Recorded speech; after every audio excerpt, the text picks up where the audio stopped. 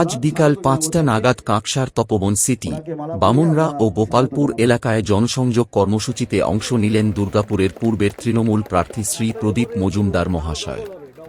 এদিন তিনি প্রতিটি ভোটারের সঙ্গে সরাসরি যোগাযোগ করেন এবং তাদের সমস্যার কথা মন দিয়ে শোনেন। জনসাধারণের পক্ষ থেকে মূলত পানীয় জল ও বিদ্যুতের সমস্যার কথা উঠে আসে।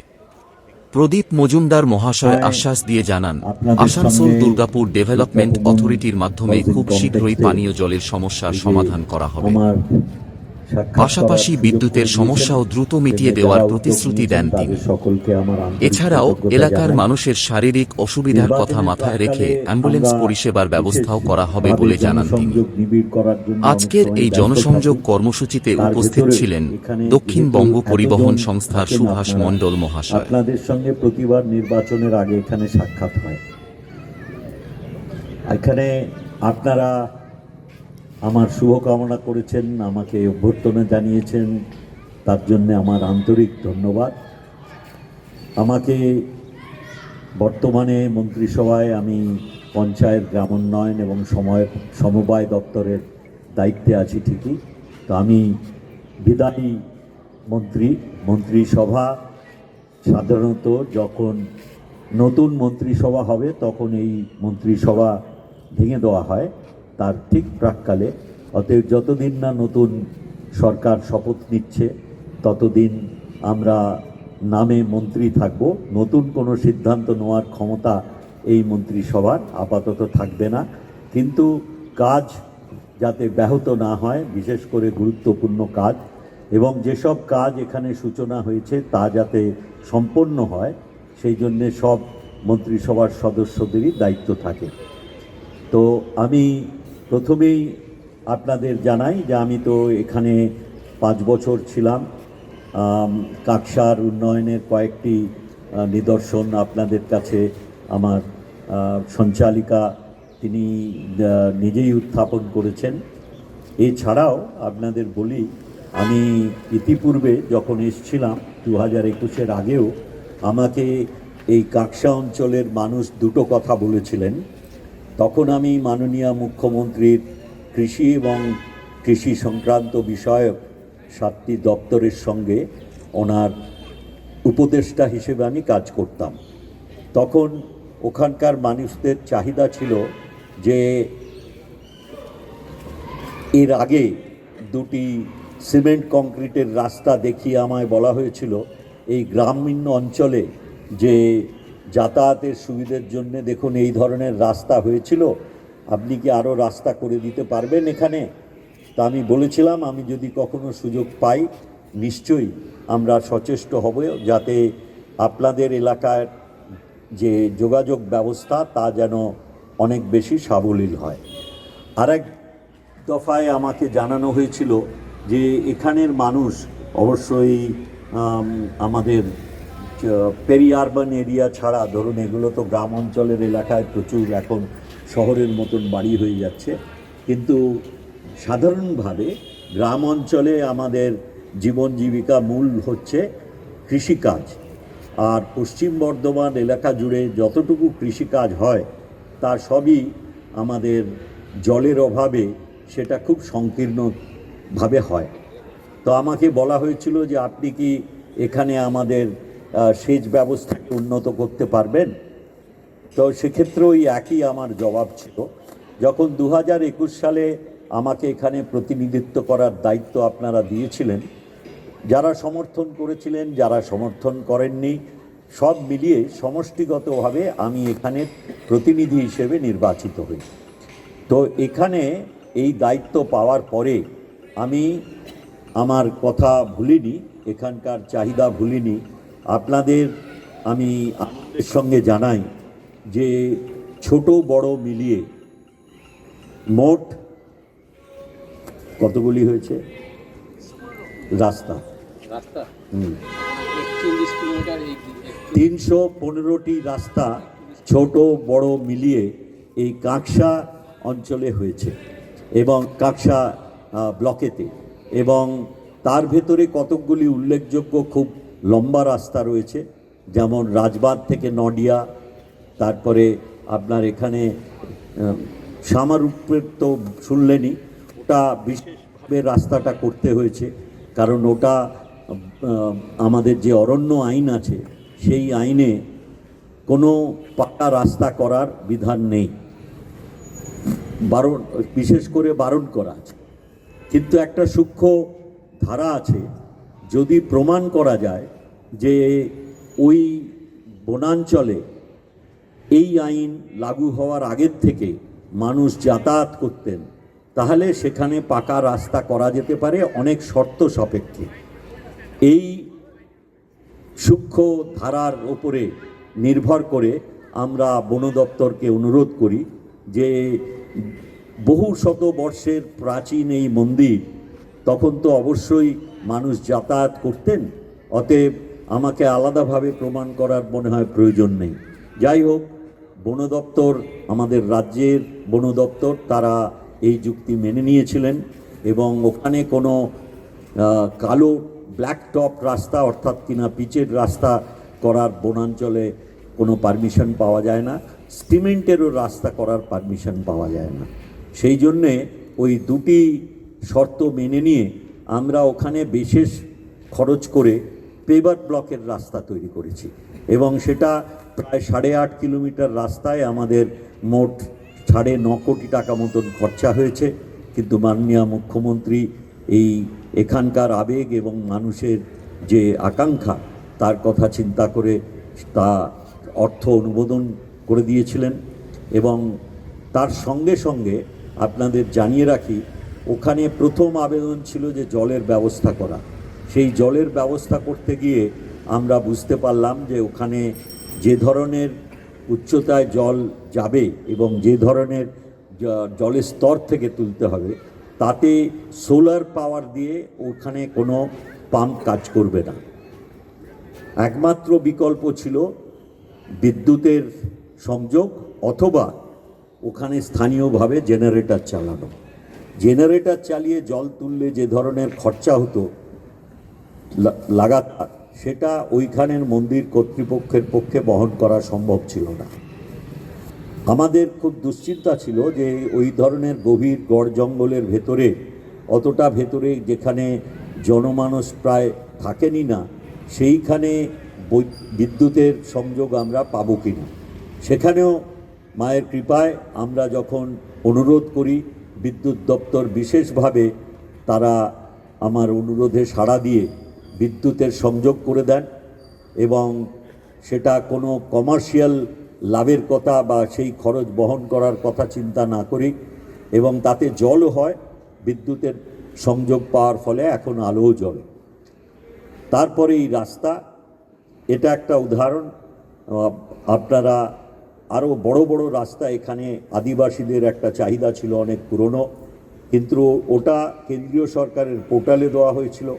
বহুবার বলা সত্ত্বেও, যদিও তাদের অনুদান আসতো 50%, কিন্তু সেই অনুমোদন আসেনি, কারণ আগে যিনি সাংসদ ছিলেন তিনি কেন্দ্রীয় সরকারের পক্ষ থেকে সেটা কোনো তিনি স্বীকৃতি দেননি। সেই জন্যে রাজ্য সরকার 21 সালের পরে রাজ্য সরকারের তহবিল থেকে ওই একটা বিরাট লম্বা রাস্তা, যার জন্যে আদিবাসী ভাই বোনেরা অনেক দিন ধরে আন্দোলন করছিলেন, এরকম বেশ কিছু লম্বা লম্বা রাস্তা করা হয়েছে। এবং আমরা এদিকে দেউল, ওদিকে আমাদের আমলাঝোড়া, বিভিন্ন অঞ্চলে আমাদের বিস্তৃত রাস্তা হয়েছে এবং এখনও হচ্ছে। আর সেচের ব্যবস্থার জন্যে আপনাদের আনন্দের সঙ্গে জানাই, আমরা 196টি সাবমার্সিবল কৃষিকাজে সেচের ব্যবহারের জন্য এই কাকসার ব্লকের ভেতরে আমরা স্থাপন করেছি। তার ভেতরে 190টি হচ্ছে সৌরশক্তি চালিত, অর্থাৎ কিনা কৃষকদের এর জন্য বাড়তি খরচা দিতে হবে না। তো এটাও আমরা বলতে পারি গত 5 বছরে এখানের মানুষকে সরকার তার বিভিন্ন প্রকল্পের মাধ্যমে সহায়তা করেছেন। আমি সর্বতোভাবে বিভিন্ন জায়গায়, যদিও জল নিষ্কাশনের আপনাদের একটা কথা মনে রাখতে হবে, কেন্দ্রের বিজেপি সরকার তারা লাগাতারভাবে আমাদের 21 সালে তাদের স্বপ্নচূর্ণ হওয়ার পর থেকে যেসব রাজস্বের অংশ হিসেবে এখান থেকে যে রাজস্ব নিয়ে যান, ট্যাক্স নিয়ে যান, তার একটা অংশ হিসেবে কেন্দ্রীয় সরকার বিভিন্ন প্রকল্পে টাকা পাঠায়। সেই প্রকল্পের যে কেন্দ্রীয় সহায়তা যেটুকু থাকে সেটা 21 সালের পর থেকে বিভিন্ন ছুতোতে তারা বন্ধ করে দিয়েছেন। এবং বারংবার বলার পরে আমি নিজে গ্রাম উন্নয়ন মন্ত্রীর সঙ্গে গিয়ে সাক্ষাৎ করি, বিভিন্ন তথ্যাদি দেখে তারা বললেন যে না, আমাদের কোনো সংশয় আর নেই, এখন থেকে আমরা কাজ করব। আমরা এই গ্রামীণ আবাস যোজনায় 11 লক্ষ বাড়ি আমরা বরাদ্দ করে দিলাম, যেটা 18 সালে ওনারা কথা দিয়েছিলেন যে যত ভারতবর্ষের মানুষ উন্মুক্ত আকাশের তলায় থাকেন বা ঝুঁকি ঝুবড়িতে থাকেন তাদের সকলের মাথায় পাকা ছাদ দেবেন, সেখানে নলের জল থাকবে, সৌভাগ্যের বিদ্যুৎ থাকবে, শৌচালয় থাকবে, আর থাকবে গ্যাসের চুলো। তো সেটা আর হলো না। কথা দিয়েছিলেন যে 2022 সালের 15ই আগস্টের ভেতর হবে। কেন 15ই আগস্ট 2022? তখন 75 বছর স্বাধীনতার পূর্তি উদযাপন করবে ভারতবর্ষ, যাতে ভারতবর্ষের সবাই বুক চাপড়ে বলতে পারে আমি খুব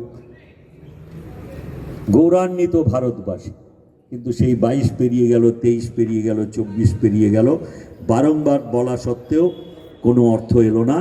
তখন মাননীয় মুখ্যমন্ত্রী রাজ্যের তহবিল থেকে সেই অর্থ প্রদান করলেন, সহায়তার অর্থ প্রত্যেককে 1,20,000 টাকা করে, যাদের দুবার আশ্বাস দিয়ে কেন্দ্রের সরকার তাদের চক্রান্তে তাদের নিরাশ করেছিল, সেটা তিনি সম্পন্ন করলেন।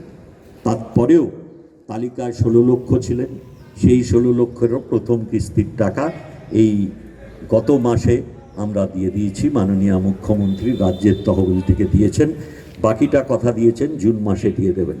এবং এইভাবে লাগাতার বঞ্চনার মুখে দাঁড়িয়ে উন্নয়নের কাজ কোথাও স্থিমিত হয়নি।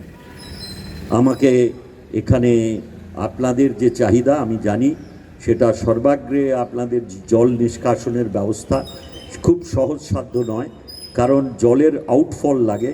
এবং আজকালকার যে পরিবেশের আইন হয়েছে তাতে একটা প্রাথমিকভাবে পরিশ্রুত করে তবে জলটা কোনো জলাশয়ে ফেলা যায়। তো এই কাটিয়ে আমি এইখান নিয়ে এডিডিএর সঙ্গে আলোচনা করেছি।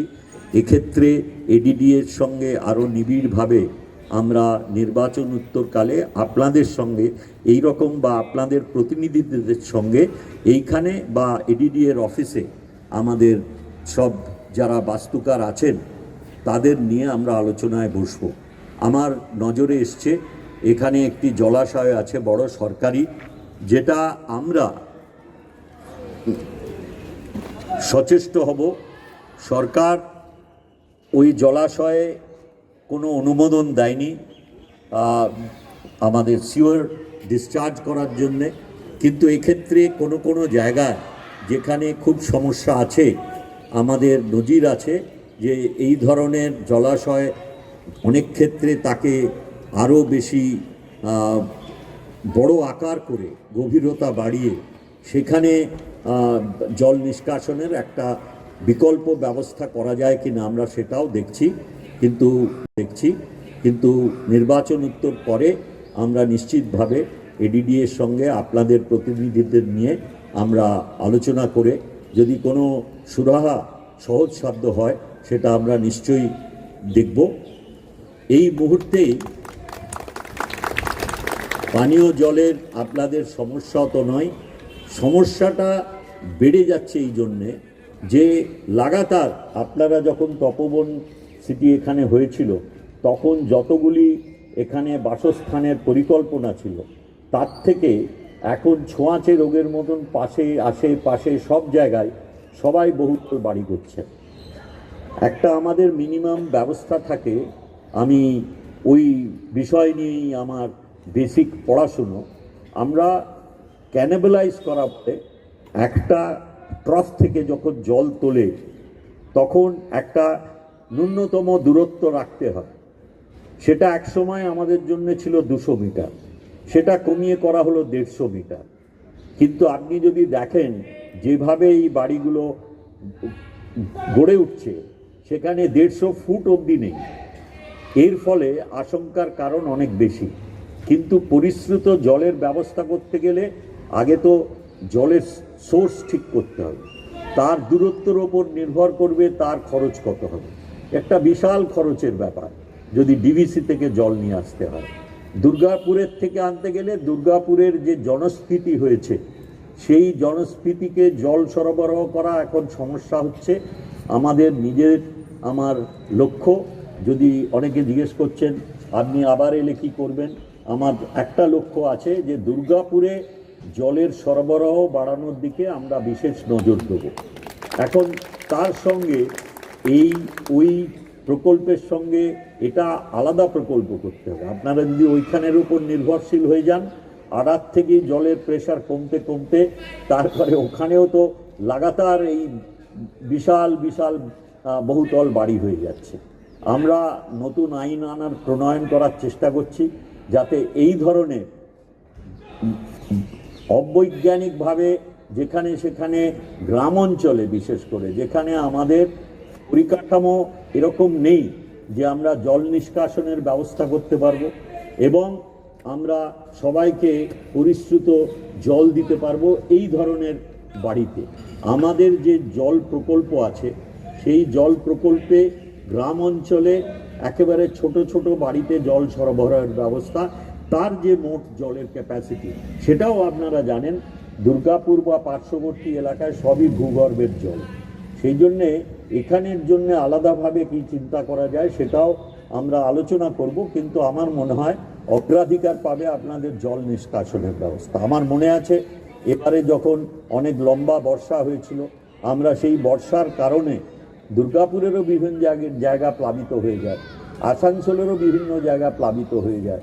আমরা সেই নিয়ে একটা আমাদের ডিজাস্টার ম্যানেজমেন্টের সঙ্গে মিটিংয়ে যাচ্ছিলাম, আপনাদের একজন এখানের সাথী তিনি ফোন করছিলেন, আমি তখন সজল আর আমাদের স্বর্গত ভবানী ভট্টাচার্যের শরণাপন্ন হচ্ছিলাম যে তাড়াতাড়ি আপনাদের এই জল যে আপনাদের জীবন দুর্বিষহ করে তুলছিল তার থেকে যেন আপনারা নিষ্কৃতি পান।